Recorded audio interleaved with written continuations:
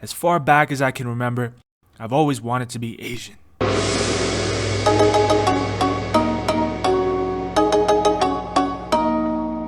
Even before I wandered into my first math class, I knew I wanted to be a part of them. It was there that I belonged. To me, it meant being somebody in a neighborhood full of nobodies. They weren't like anyone else. They were respectful to each other. They were good at math and science. They knew karate and kung fu. They had anime and K-pop. For the longest time, I've had a deep fascination with Asia. By Asia, I mean Japan and Korea, because none of those other countries really matter. And this led me to question why, with Asia being so vast, with more than half the world living here, with so many cultures and so many different languages being from here, why does no one care about any of them the way we care about Korean and Japanese people?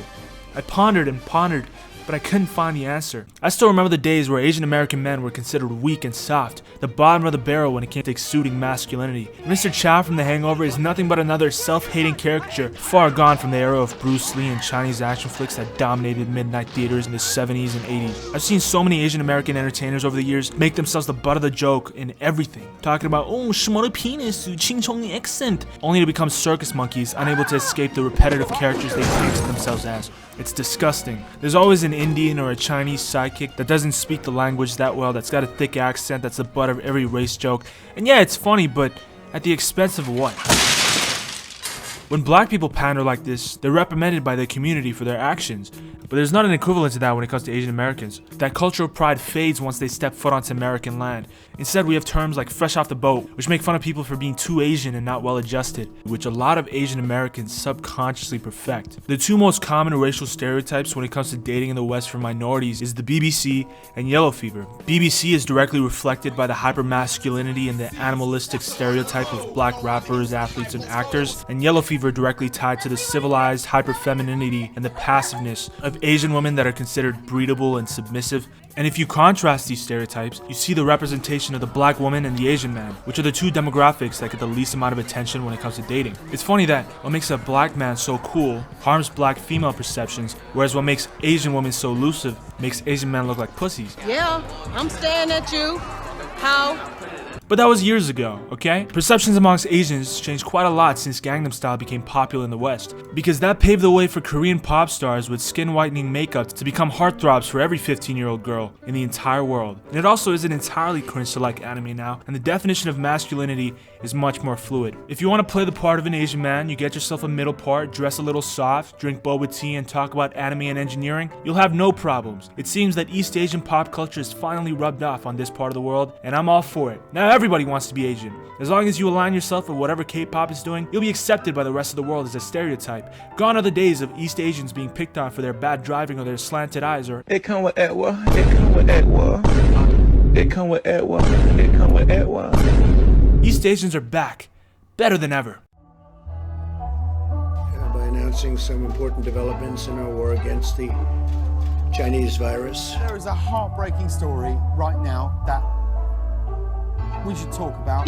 Racism in the time of pandemic. A young woman wearing a mask is attacked in a subway station. Come here. Sanitize your Come here. An elderly woman is chased by a bully trying to squirt hand sanitizer on her. I knew that was you. Hong Sang-yong. Hong Sang-yong, Squid Game. From the Squid Game. Using the Squid Game. Hong Sang-yong. From the Squid Game. With the virus that shall not be named, Asian people started getting a generational amount of hatred across the board. And even K-pop couldn't save them this time. With Asian hate crimes skyrocketing, there's been several schools of thought that arise from this, with some stating that black and Latino people were the ones predominantly doing the Asian hate crimes amongst others. I'm not here to argue the logistics of those claims. There's also a huge rhetoric on white supremacy being the reason as well. But I think in modern American pop culture, black and Asian culture are the two leaders of minority representation. Young minorities, and even white kids sometimes in their formative years, usually end up choosing a path between these two schools of culture to base their personalities around. All the Indian Americans that could pass as black if they curled their hair, or pass as Asian if they had surgery, they must make a choice. Wear Jordans or drink boba tea. Personally, I do both, because I don't see race. To me, everybody's white. But hey, I've seen young South Asians, even East Asian men, reject K-pop and get curls, start wearing Jordans, posing 4PF on Instagram, and date exclusively black women, or ABGs, and say the N-word at the end of every sentence. I've also seen guys that wear exclusively polo or earth tones and infiltrate Asian study groups to get good grades. Now keep in mind, there's no study for this observation. This is strictly anecdotal, and I'm probably being racist. But hey, I'm not here to make amends. I'm here to push an agenda. Even the anime these people like are different.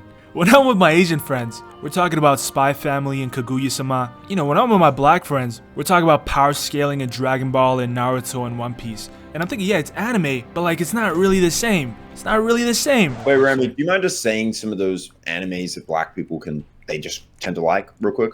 Dragon Ball, Yep. One Piece, Yep. Naruto. Yep.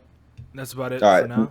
Okay, and then like you just brought up Spy Family, for example. Do you mind just telling me like the family relations in those 3 animes that the black people like? Oh wow! Oh wow! And then do you mind just telling me the concept of Spy Family? Oh wow! I'm not gonna I think I made my point. Oh, I think wow. I think I made it. Wow. Stuff like Spy Family it's not like it doesn't have the widespread appeal that Dragon Ball Z has. You know, Spy Family is the biggest anime of last year? Is it for real? Yeah. Yeah. I'm not tapped in like that. So Yeah, exactly, because you're black. Maybe this is why Kenyon Martin had a problem with Jeremy Lin rocking dreads, and maybe this is why Asian people think putting black people in a laundry machine and making them white is acceptable. But at the end of the day, every single thing that I said today is an extreme generalization and an untrue stereotype that is also kind of true because I see them a lot, but also not true at all because I'm not racist and everybody is unique and special. But from what I've noticed, the Japanese and Korean cultural exports that do really well in other parts of the world are heavily influenced by Hollywood and the whiteness that comes from that. That's why even though the People's Republic of China is the biggest country in East Asia by population and economic influence by far, their media rarely gets pushed globally. And that's because their movies are made by goddamn communists, that's why. Even India, which for those that don't know is a part of Asia, has a bustling film industry, but none of that spreads to the rest of the world because their movies are 3 hours long and full of Indian dances that, frankly, the West has no interest in. Japan and Korea, on the other hand, who've had a tremendously positive relationship with the US post-World War II and also had a tremendous economic and technological boost in the modern era, have their products spread like wildfire because their most mainstream products are so heavily influenced by Hollywood. Look, I even thought Goku was white when I was a kid. This guy's the most popular Japanese character of all time, and I thought he was white. That's how much damage Hollywood has done to my brain. But Goku is obviously Asian. He does karate, his last name is Sun, he's inspired by Sun Wukong, who's a Chinese mythological character. He's got a traditional Asian wife that cooks rice and oh god damn it, of course his final form is a white guy with yellow hair and blue eyes. Now we see K-pop stars with skin whitening makeup and Christian-like chastity that are being broadcasted all over the world that want to be white to fawn over. And I can't forget about all the degenerates that dream of their favorite female anime characters coming to life through a body pillow. But remember, ladies and gentlemen, fetishes are not a one-way street. The same way the West views Asians as polite and hyper-feminine and oriental and respectful, Asians view the West with their own biased lens and are inevitably disappointed because guess what? The West sucks too. There's this term called Paris syndrome, which is a sense of extreme disappointment exhibited by some Japanese individuals when visiting Paris who feel that the city was not what they had expected initially and suffer from delusions as a result of it. Because instead of meeting elegant French girls at a seaside cafe with an ethereal view of the Eiffel Tower while doing the romantic pasta thing, all these Japanese folks witness is a city where everything smells like piss and everyone's dreams go to die. But I still think there's a value to cultural appreciation, and even the gray area of when it becomes a fetishization or a romanticism. Just like how we look at anime as a whole representation of the entire identity of Japan because it's so cool, I like to think that just maybe there's a socially awkward Japanese woman out there that has no friends, no hopes, no dreams, and spends her entire time crawled up in her room watching Italian gangster movies from the prime of American cinema, looking around at her mundane surroundings and her miserable life thinking, As far back as I can remember, I have always wanted to be a gangster.